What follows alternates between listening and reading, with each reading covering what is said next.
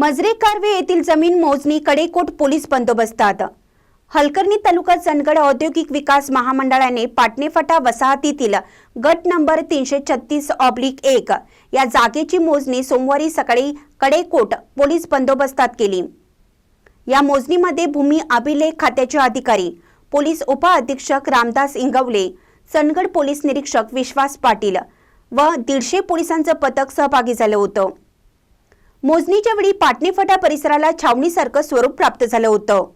उल्लेखनीय म्हणजे 1999 मध्ये औद्योगिक विकास महामंडळाने औद्योगिक वसाहतीसाठी जमीन संपादन केली होती।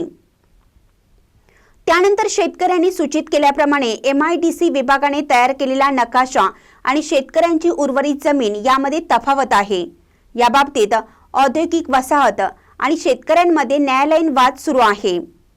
शेतकऱ्यांनी आरोप केला की कोणतीही पूर्वसूचना न देता शासकीय यंत्रणेच्या बळाचा वापर करून जमीन मोजणी केली जात आहे।